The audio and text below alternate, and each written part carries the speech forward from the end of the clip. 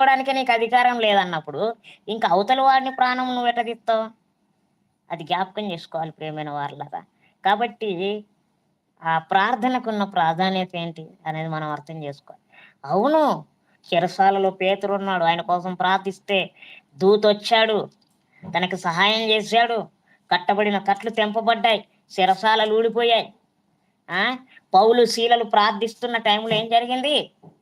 వాళ్ళు ప్రార్థిస్తున్నారు, ఆరాధిస్తున్నారు, మయంపరుస్తున్నారు.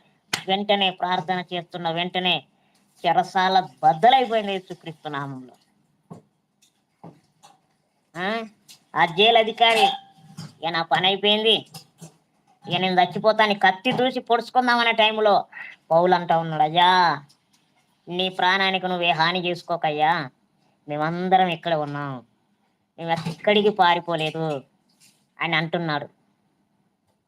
ఎస్, ప్రార్థనకి ఆ శక్తి ఉన్నది. ఎరికో గోడలే ఊలాయి ప్రార్థన చేస్తే. ఇదెంత! కాబట్టి ప్రార్థన యందు పట్టుదల కలిగిన వారమే. ఏదో మన అవసరాలను బట్టి ప్రార్థన చేయడం కాదు, అనేకుల కొరకు భారము కలిగి ప్రార్థన చేయాలి. అనేకుల కొరకు భారముతో, ఎంతో భారం అంటే అంత భారము కలిగి మనం ప్రార్థన చేయాలి. ఒకసారి 16వ అధ్యాయం, ఇది అపోస్తల కార్యం 16వ అధ్యాయం 35వ వచనం చదువుదాం. 25వ వచనం చదువుదామండి. 16, 25 చదువుదాం. అయితే మధ్యరాత్రి వేళ పౌలును శీలయును దేవునికి ప్రార్థించుచు కీర్తనలు పాడుచుండిరి. ఖైదీలు వినుచుండిరి. అప్పుడు అకస్మాత్తుగా మహాభూకంపము కలిగెను. చెరసాల పునాదులు అదిరెను.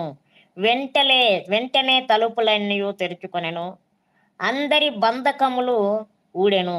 అంతలో చెరసాల నాయకులు మేలుకొని చెరసాల తలుపులన్నీ తెరిచి ఉండుట చూచి ఖైదీలు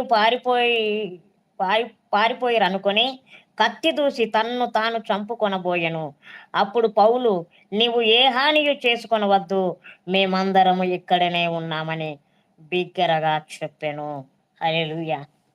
ఎంత గొప్పగా చెప్పేవాడు ఎవరు ఉంటారు? ఇంకా అక్కడ వదిలేసి పారిపోవచ్చు, నువ్వు చస్తే రావరా అని అనుకొని పోవచ్చు, కానీ అనుకొని పోలే. ఎందుకంటే ఆ వ్యక్తి చనిపోయినా కూడా ఆ పౌలే లెక్క చెప్పాలి దేవునికి.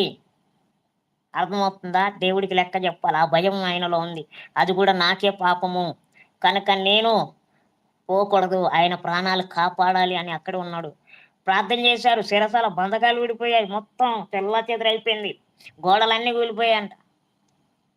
చూసారా ప్రార్థనకున్న శక్తి? ఆ ప్రార్థనకున్న శక్తి అలాంటిది. సో మనము కూడా ఈ రాత్రి ప్రార్థన చేసే వారిగా ఉండాలి. ప్రార్థనలో పట్టుదల కలిగిన వారమై ఉండాలి. ప్రార్థనలో ఎంతో ఆసక్తి కలిగిన వారమై ఉండాలి. అక్కడ 12వ అధ్యాయం 5వ వచనంలో ఏమన్నాడు? అపోస్తల కార్యంలో సంఘం అంట అత్యాశక్తితో ప్రార్థన చేసిందంట. ఈరోజు మనము కూడా అత్యాశక్తితో ప్రార్థన చేసేవారిగా ఉండాలి. చేద్దామా మరి? మాకెందుకులే, ఎవడెక్కడ పోతే మాకెందుకు, మా కుటుంబం బాగుండే చాలు, మా పిల్లలు బాగుండే చాలు, నా భార్య బాగుండే చాలు, నా భర్త బాగుండే చాలు, నా కుటుంబీకులు అందరూ బాగుండే చాలు, నా వంశం అంతా బాగుండే చాలు, ఎవరెక్కడ పోతే నాకేంది అనుకుంటారు. ఒకటి చెప్తానేనండి, సంఘానికి వెళ్ళే విశ్వాసులైనా ఎవరైనా సరే, నీ కుటుంబం గురించి, నీ కుటుంబం కోసము, నీ వంశం కోసము, నీ బంధువర్గాల కోసం, నీ రక్త సంబంధుల కోసం, నీ స్నేహితుల కోసం మాత్రమే నువ్వు ప్రార్థన చేసుకోకు. అది అహంకార భావం అయితే, అది స్వార్థం అవుతుంది, సెల్ఫిష్ అంటారు చూచారా, అది అవుతుంది. కానీ సంఘానికి వెళుతున్న నీవు, మందిరానికి వెళుతున్న నీవు, నీ సేవకుని కోసము, నీ సంఘ కాపరి కోసము, వారి క్షేమం కొరకు ప్రార్థన చేయవలసిన భారము నీ మీద ఉన్నది. అర్థమవుతుందా? నీ కాపరిగా ఉంటున్న దైవజనుని కోసము, తన క్షేమము కొరకు, తన రక్షణ కోసము, తన భద్రత కోసము, తన కాపుదల కోసము ప్రార్థన చేయవలసిన పూర్తి భారము, బాధ్యత సంఘ విశ్వాసిగా నీ పైన ఉన్నది. నిన్ను లెక్కడుగుతాడు. నేను చర్చికి వెళ్తున్నా, వస్తున్నా, అయిపోయింది నా పని, ఇంతకంటే ఏది లేదు అనుకోకు. ప్రార్థన చేయి. ప్రార్థన చేయి. ప్రార్థన చేస్తేనే పొందుకుంటావు.